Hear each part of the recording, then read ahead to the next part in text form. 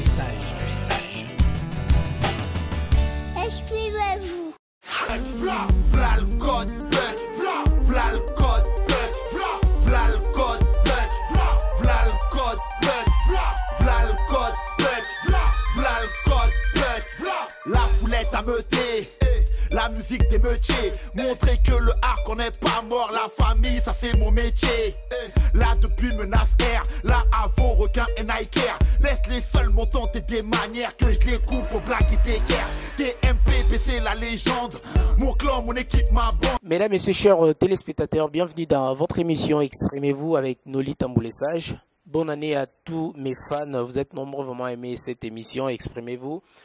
Nous voici encore une fois en 2014. Donc aujourd'hui, mesdames et messieurs, j'ai le réel plaisir de recevoir un artiste talentueux, connu, un artiste franco-haïtien. Donc vous allez le découvrir avec moi, mesdames et messieurs. Il s'appelle Nicasson Saint-Germain et son nom de scène c'est Alibi Montana, que je m'en vais dire bonsoir l'artiste. Bonsoir Nelly, bonsoir à toi, à tous les gens qui nous regardent. Bonne année à toi, à tous ceux qui nous regardent, à mon jeune frère Teddy, et puis content d'être là dans ton émission. Alibi Montana, déjà avant de commencer, vous êtes un artiste haïtien déjà à la base. Un petit mot déjà pour l'Haïti. Bah, Haïti, bien sûr, c'est mon pays, donc auquel je suis très attaché. J'y tiens beaucoup, donc j'en profite pour passer un big up à tous les Haïtiens partout dans le monde. Et spécialement en Haïti parce que j'ai beaucoup de famille là-bas. Je suis parti là-bas il y a 2 ans et c'était toujours avec un grand amour, quoi. Pourquoi seulement Alibi Montana, ton blaze? Alors Alibi c'est parce que quand j'étais plus jeune, c'est moi qui trouvais tout le temps les alibis pour tout. Même à l'école, pour sécher, pour les excuses, pour prendre dans la boîte aux lettres aussi les mots du directeur, des professeurs. C'est moi qui arrive à le faire. Donc on m'a appelé Alibi pour ça. Et puis après, plus tard, quand j'ai fait de la musique et que je cherchais un nom, ben, les gens m'ont dit ouais, il faut que t'as qu'à t'appeler Alibi parce qu'on t'appelle déjà tous comme ça. Et le Montana, c'est l'amour que j'ai pour les films de gangsters parce que je regarde beaucoup et j'ai beaucoup de films de gangsters. Oui, par rapport au film de Scarface. Ben, le film de Scarface, entre autres, Le Parrain, tous les autres films qui se rapportent à ça. J'aime bien ces films. Ok, mesdames et messieurs, donc je suis toujours avec l'artiste Alibi Montana. Déjà avant d'entrer dans le vif de notre sujet, mesdames et messieurs, comme j'ai toujours l'habitude de dire, rendons l'utile à l'agréable, regardons ces images et on se retrouve juste après pour continuer votre émission. Merci beaucoup. À toute époque, nos paroles sont crues, petits bâtards, écoute bien nos bandes. Malgré tout ce qu'ils disent, on est là, mec. Tout ce qu'ils font, on est là, mec. Homme reconnaît homme et assume tout avec les biceps. Tu peux dire à tes amis qu'on a une sacrée manie. Peu importe ce qui se présente, mec, on les relève de tous les défis. Si t'es mytho, fais de mytho, je te conseille plutôt. Ou je vais te faire un trou comme ta meuf à en dessous du clito. V'là le code bug, v'là le code bug, v'là le code bug, v'là le code bug, v'là le code bug, v'là le code bug, v'là le code bug, v'là le code bug. Regarde comment ça se passe, parce que ces gars ils veulent qu'on se casse. On le fera quand on l'aura décidé pour le jour du dernier casse. Ils peuvent être des vautours, mais nous on vient des tours. Quand on viendra en chercher 2 ou 3, on ne fera pas de détour. Fusil à pompe sous le pagne de ma pétasse. La cartouche je te la dédicace. La belle, un des depuis des années, je réécoute parler qu'on est parode sur ma compile. Si tu nous check, ok tranquille. Si t'aimes écouter ce qui est vrai, donc fais-nous péter dans ta ville. C'est le code pop sur ton fond d'écran et j'entends le bruit de mes délinquants. Et tu peux venir lâcher tous tes codes. Je te dirai lol seulement si j'ai le temps. P4, Y7 ou KX, appétit de Bélix. N'ayez pas peur, j'ai donné à la rue ma carrière en sacrifice. V'là le code bug, v'là le code bug. Mesdames et messieurs, c'est beau clip que vous venez regarder, donc a fait plaisir à tous les fans de la bonne musique du rap française. Donc Teddy est là aussi parmi nous avec Alibi Montana à qui nous allons parler aussi de leur featuring. Bonsoir Teddy. Bonsoir Noli. Teddy, vous êtes en congolais, un petit mot pour la communauté congolaise. Déjà, je souhaiter mes meilleurs vœux à la communauté congolaise, mes meilleurs vœux au monde, à mes amis, à mes frères de partout dans le monde. Quoi dire de plus? Eh bien voilà, mesdames, messieurs, nous sommes toujours avec l'artiste Alibi Montana. Nous allons essayer de faire connaître l'artiste à la communauté congolaise à Kinshasa, Lubumbashi, là où nous sommes suivis à travers la chaîne Molière Télévision et ici en Europe sur www.voiceofcongo.net, RD Congo Information, Italatala Congo, Gervais Katende Skyblog, Hôte 243 avec Cédric Eumala. L'artiste Alibi Montana.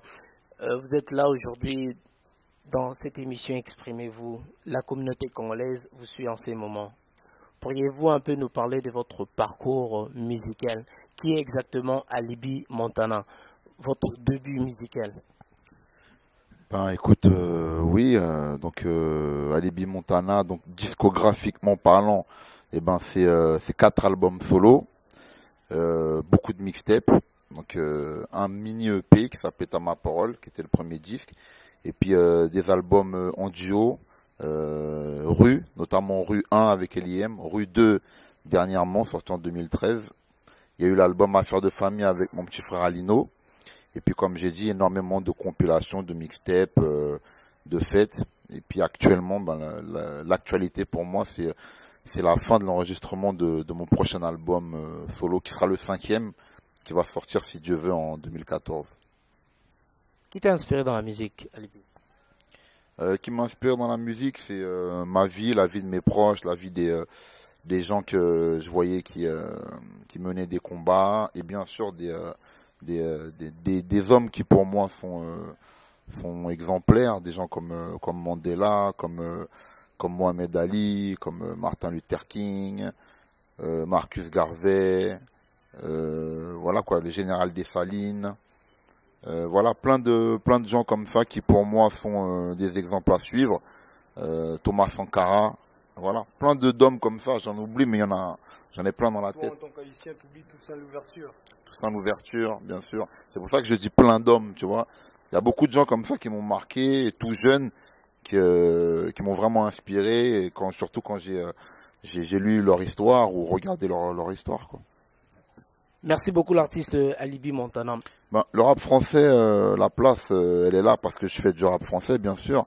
J'écoute quand même tout ce qui sort, parce que bon, je m'intéresse à ça, donc c'est normal. Mais sinon, je te dirais que personnellement, après, je sors un peu du rap. C'est-à-dire que quand je suis dans ma voiture, j'écoute autre chose.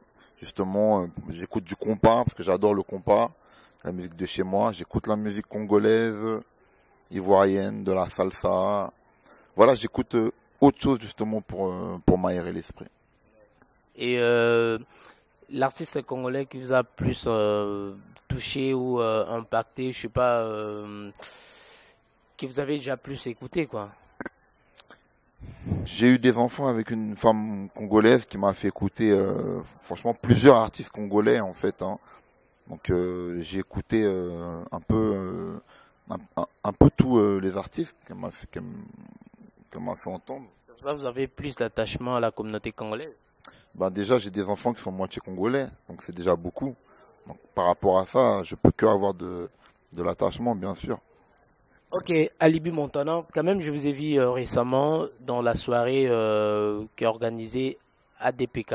Quel est votre lien avec les combattants? Parce que je tiens aussi à rappeler que vous êtes parmi le premier musicien étranger à avoir soutenu les combattants.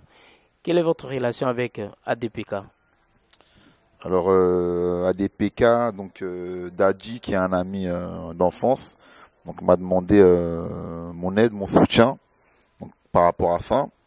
Donc déjà en tant qu'amitié, c'était normal qu'on se rencontre moi et lui pour parler de ça.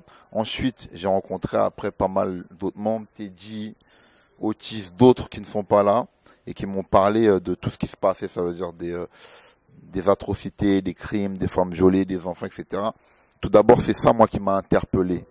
Donc voilà, parce que j'ai toujours fait une musique qui était une musique, et jusqu'à maintenant, pour contester, pour dire les choses qui vont pas, ou bien pour dire ce qui va pas dans le système. Donc voilà, j'ai toujours fait ce genre de musique-là. C'est pour ça que c'était pas difficile pour moi de rentrer dans la contestation. Après, je suis jamais quelqu'un qui a critiqué les autres artistes ou qui est contre la musique, parce que pour moi, la musique, c'est important. C'est très très important. Et je pense que les Blacks, ils ont un rapport particulier avec la musique par rapport à leur histoire, parce que souvent, il y a eu des musiques comme ça qui ont aidé les gens dans leur vie pour avancer, pour combattre. Donc je ne peux pas être contre la musique, je suis contre des idées. Mais les artistes, moi j'ai du mal à être contre les artistes, parce que moi-même je suis un artiste, donc je peux que encourager les artistes. Après, moi, je suis un homme de combat, donc après j'essaie de mener des combats quand je pense qu'ils sont justes, mais jamais contre des artistes. Déjà parlant de ça, tout récemment il y avait un Haïtien qui voulait produire un artiste congolais, JB Mpiana, que je cite le nom, aux Zénith de Paris. Je ne sais pas si vous étiez informé de cela. J'étais informé de ça, bien sûr. Comme beaucoup, Dadji m'a informé de ça, d'autres personnes aussi m'ont informé de ça.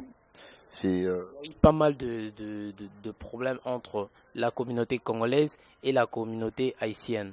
En tant qu'un Haïtien déjà à la base, qu'est-ce que ça vous a fait par rapport à tous ces problèmes entre Haïtiens, Congolais, producteurs haïtiens, JB Mpiana, alors qu'il y a des problèmes dans la communauté congolaise en tant qu'un artiste déjà à la base?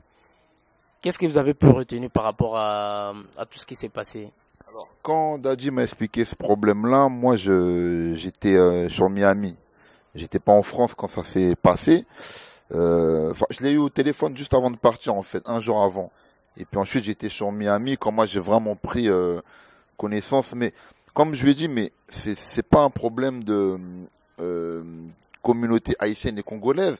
Quand il m'a dit ça, j'ai dit mais je comprends même pas comment ça se fait que des gens puissent dire ça. Et puis après j'ai vu vraiment que des gens disaient ça vraiment. Oui, qu'il y a des problèmes entre la communauté congolaise et la communauté haïtienne.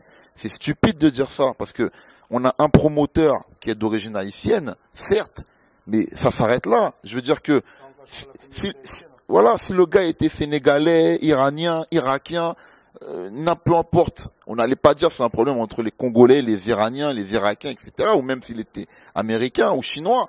Donc c'est pour ça que j'ai dit mais je comprends pas comment ça se fait qu'on puisse dire ça. Pour moi c'était vraiment stupide. Et peu importe les gens qui disaient ça, pour moi c'était vraiment stupide. C'était un problème entre un promoteur simplement et tous ceux qui ne voulaient pas que le concert ait lieu. Voilà.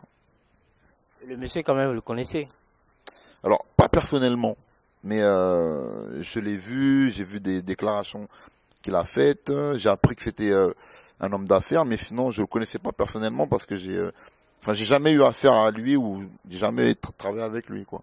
Il y a des Congolais qui m'ont quand même appelé en disant ouais, pourquoi pas commencer d'abord en Haïti, là où il y a tant de problèmes, au lieu de commencer à apporter les dons de aide aux Congolais tout d'abord. Pourquoi une idée par rapport à ça en tant qu'un Haïtien et un artiste? Moi je peux pas répondre à sa place, parce que comme je vous dis, je le connais pas personnellement. Je ne sais pas pourquoi il a voulu produire un concert congolais. Je sais pas, je sais même pas en fait les autres concerts qu'il a produits avant, parce que je le connais pas personnellement. Mais après, moi, pour te répondre à sa place, pourquoi il a voulu commencer par là, je ne sais pas du tout. Je connais pas ses liens en fait avec la musique congolaise ou avec les artistes congolais. Je sais pas. Compte jouer quand même un jour au Congo? Ce sera avec plaisir, bien sûr. Surtout que je l'ai jamais fait. Donc j'ai joué dans d'autres pays d'Afrique, mais jamais au Congo. Donc j'espère bien sûr que pouvoir jouer au Congo et comme je le disais, je suis très attaché à l'Afrique parce que déjà pour les Haïtiens l'Afrique c'est très très important. On est dans la Caraïbe, mais nous sommes un peuple pour qui l'indépendance c'est primordial et c'était très important pour nous de faire passer ce message-là. Et moi j'ai grandi avec ça, c'est-à-dire que mon père, mes oncles, ils m'ont fait grandir avec ça, avec l'importance que ça avait, le fait d'être un homme fier de ses couleurs et tout l'attachement qu'il avait avec l'Afrique. Et en plus, par-dessus ça, j'ai des enfants, comme je t'ai dit, qui sont moitié congolais, moitié maliens, etc. Donc c'est très très important pour moi. Il aime pas Juliette, il préfère Roméo. On le montre comme un cheval de rodéo. Du mago, sauf des lolo. Il préfère un mec qui donne le gros lolo.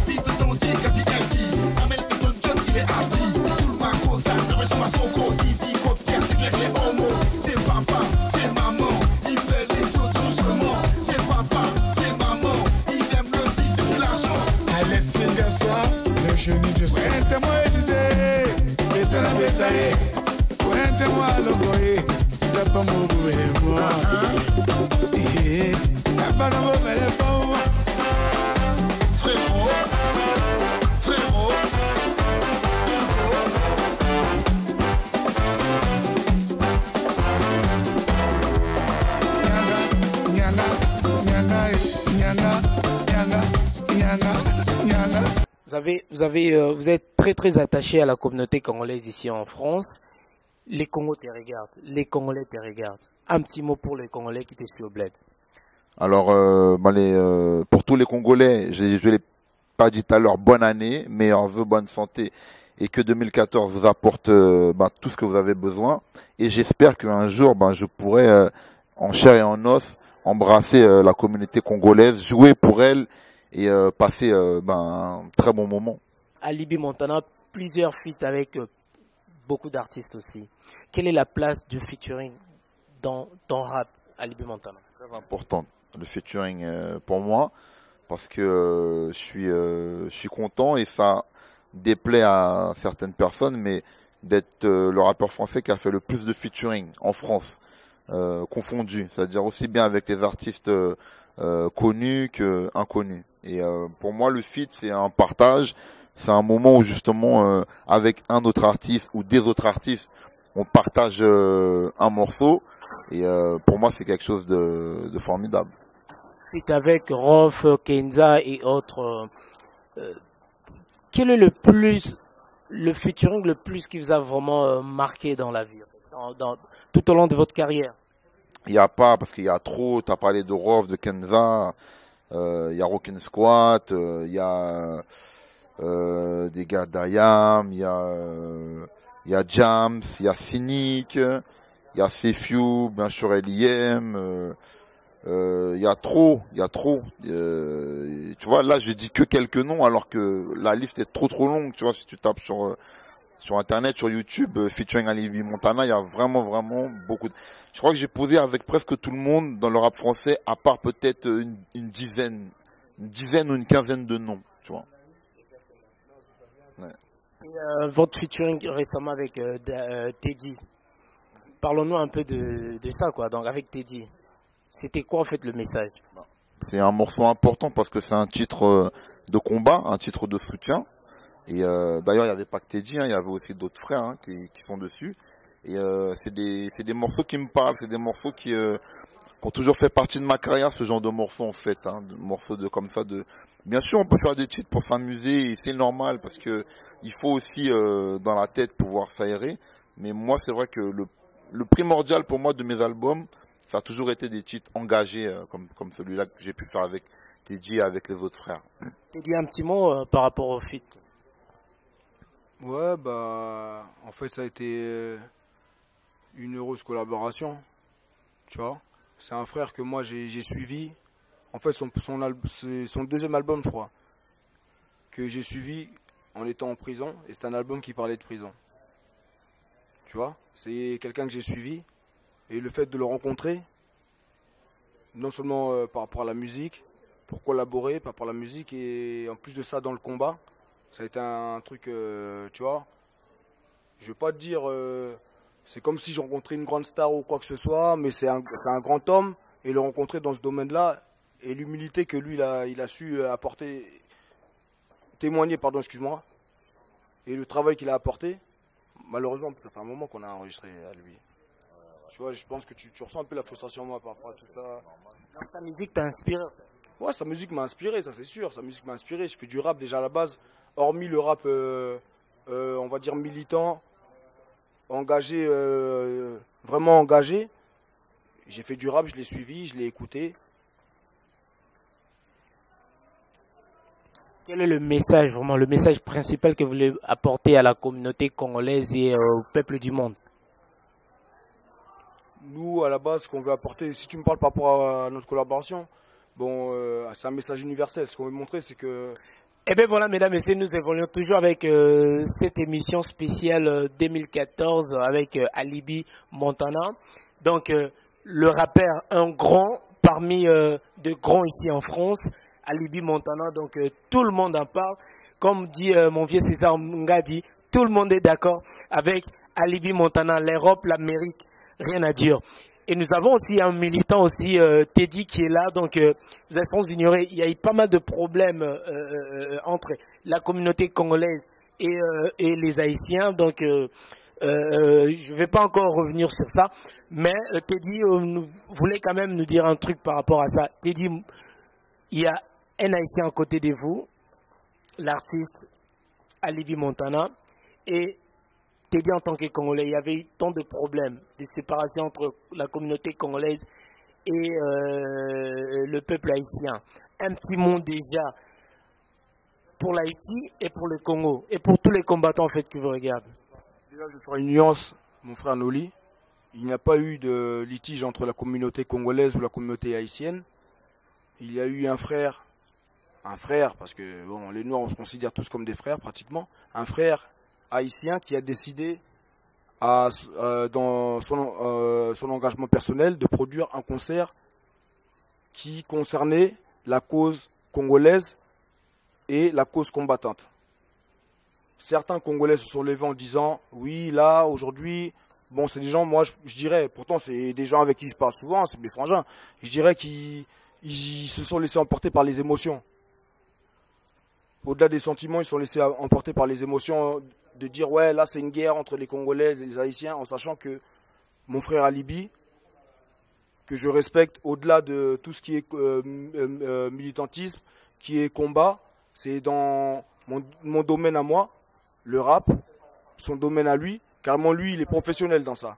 Moi, c'est juste un loisir, on va dire. Mais je l'ai suivi dans son parcours. C'est un frère, chassé-croisé, haïtien. Il a un combat pour son pays, j'ai un combat pour le mien. Mais je l'ai rencontré parce que lui nous a sollicité carrément. C'est même pas nous qui sommes venus vers lui. Oui, Alibi, on a un problème au Congo. Non, il a lui-même compati en sachant qu'il a des enfants congolais. C'était son devoir personnel. Autant que le producteur haïtien de son côté a voulu produire un concert congolais. Parce qu'il a été bluffé par une minorité de Congolais qui lui disaient que là, il y a de l'argent à manger, là, il y a ci, il y a ça, parce que le dernier cité c'est un homme d'affaires, en fait. Lui, il pense à l'argent, il s'en fout après de tout le reste. Lui, il fait ses sous, mais dans ses convictions, il faut qu'il combatte, il faut qu'il milite. Il a toujours été engagé d'une manière ou d'une autre. Dans la rue, mais en tant qu'individu appartenant à une communauté, il s'engage pour son pays, comme il peut s'engager pour sa communauté, la communauté noire, pour le dire doucement, communauté haïtienne, et en l'occurrence la communauté congolaise.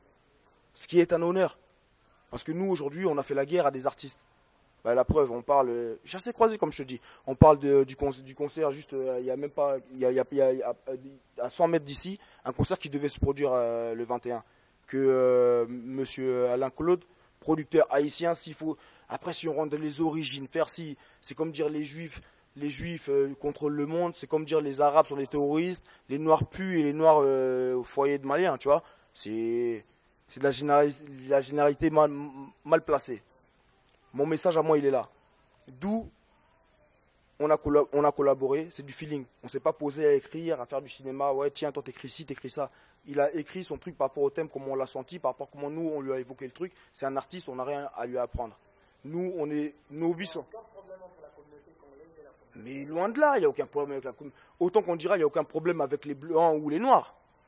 En sachant qu'on est pacifiste, on est militant, on est pacifiste. Nous, à la base, notre combat, c'est on milite pour qu'il y ait peut-être pas la paix, c'est un mot, mais qu'il y ait une concordance, peu importe les communautés, qu'on vive tous, voilà, qu'on arrive à tous s'accepter et à vivre ensemble. Nous, c'est ça notre combat. Après, on s'en fout que tu sois ci, sois ça, ça. Même nos propres frères de famille biologique, on n'arrive peut-être pas à les accepter des fois.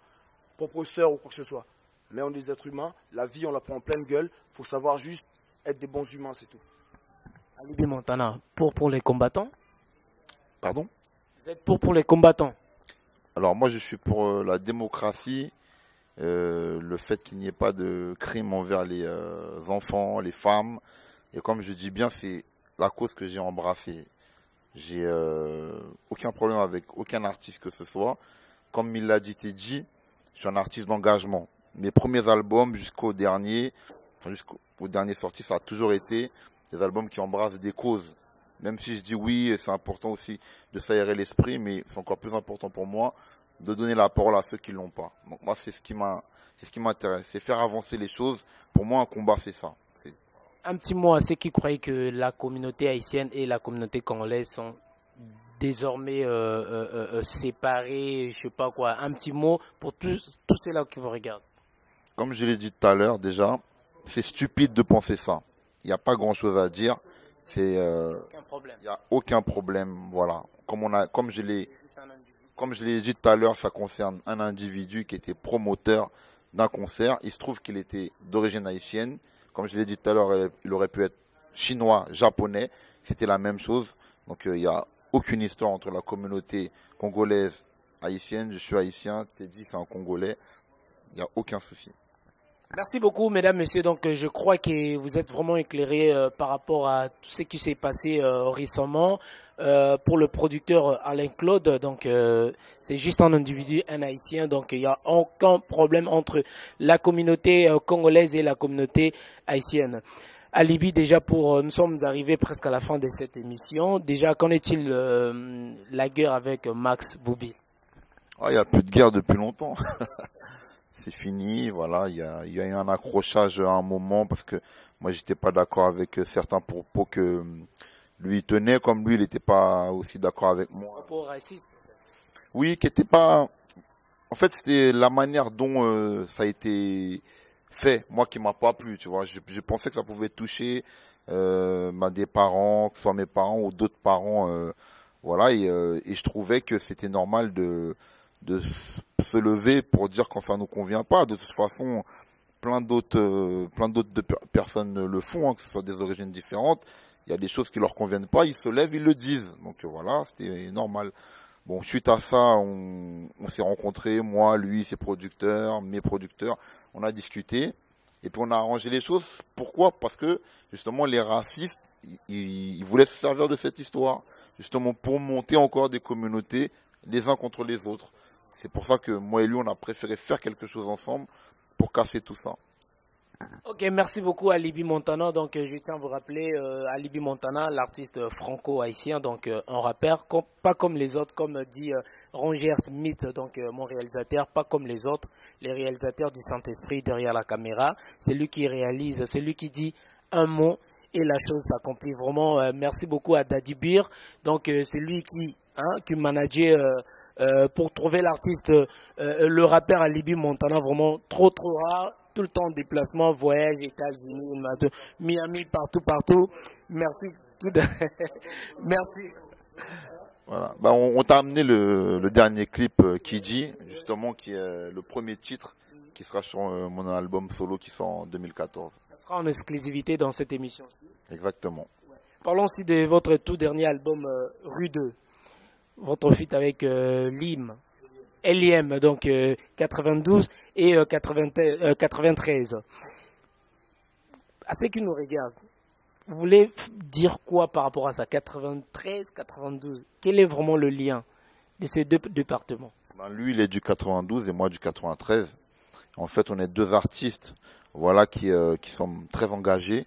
Et même avant de se connaître, aussi bien des gens de chez lui que des gens de chez moi nous écoutaient tous les deux et disaient vous devrez vous unir pour faire des choses ensemble parce que vous avez des titres très engagés, anti-système. Et c'est comme ça même qu'on a été poussés à se rencontrer tous les deux. Et dès que on s'est vu, qu'on s'est parlé, on a vu que c'était automatique. Donc tout s'est fait très vite. On a enregistré le premier album Rue, voilà, qu'on a défendu, voilà, partout en France. Et puis ensuite, voilà, c'est l'année dernière, en avril, on a sorti le Rue 2. Pareil qu'on a défendu dans toute l'Afrique, la France, excuse-moi. Et puis Suisse, Belgique, dans les pays comme ça, quoi. Voilà. Merci beaucoup à Libye vraiment pour cette l'interview que vous nous avez accordée aujourd'hui dans cette émission. Exprimez-vous.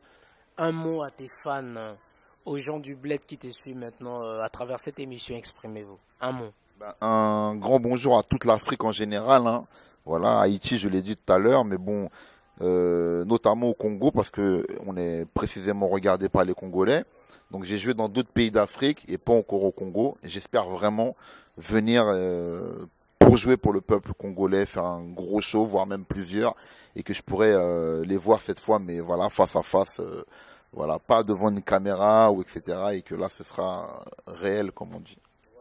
À tous ceux qui regardent cette émission, comment vous joindre à Libye?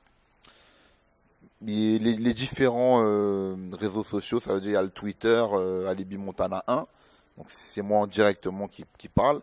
Il y a le Facebook Alibi Montana officiel, Facebook Alibi Montana officiel bis, et il y a la boîte mail du management, c'est tmpprod@yahoo.fr. Voilà, il y a plein. De toute façon, les gens ils tapent Alibi Montana sur internet seulement, il y a plein de trucs qui sortent. Voilà. Mesdames, Messieurs, nous sommes arrivés à la fin de cette émission exclusive que nous avons fait avec ces grands rappeurs Alibi Montana franco-haïtiens. Nous allons nous séparer avec ces beaux clips que nous propose la régie. On se verra pour un autre numéro de votre émission Exprimez-vous. Ciao, ciao. Merci.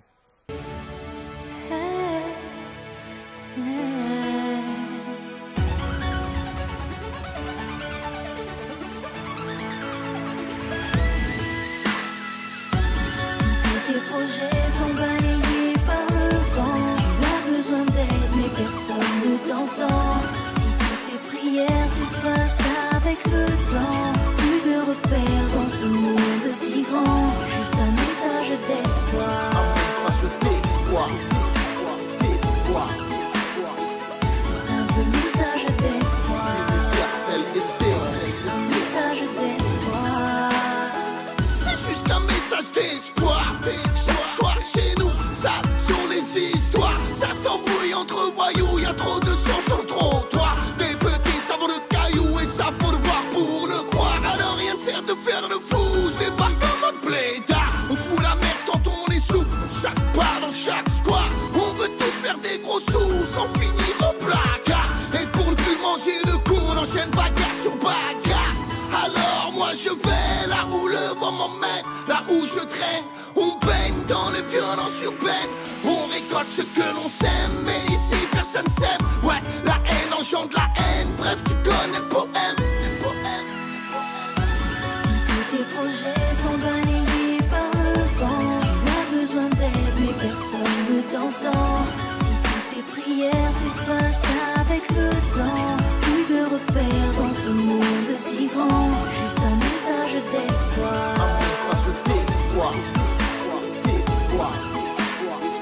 Simple message d'espoir. Universel espérance. Un message d'espoir. Un message, une story qui parle à toute catégorie. C'est le mot pour te dire qu'il faut marquer, même s'il faut faire comme Henri. Les mauvais élèves se lèvent, patate à ceux qui gâchent nos rêves. Les départements de la France entière réussissent au bout des lèvres. Niveau job, on est KO, on n'est pas dans les bons réseaux. Avec nous, tomber assez faux, faire le boulot et pas tomber de haut. On n'est pas mis dans les meilleures écoles. Ils aiment trop nous résumer, disant qu'on fume, qu'on picole. Condamnés à rien foutre, ils veulent que tu le répètes. Sœur, frère, cousin, cousine, laisse tomber la guine et lève la tête. Faut qu'on vole vers le vide de victoire. Puis c'est tout qui va faire le nécessaire. Dis-moi si c'est pas nous, c'est pas nous. Si tous tes projets sont balayés par le vent, tu as besoin d'aide, mais personne ne t'entend. Si toutes tes prières s'effacent avec le temps, plus de repères dans ce monde si grand.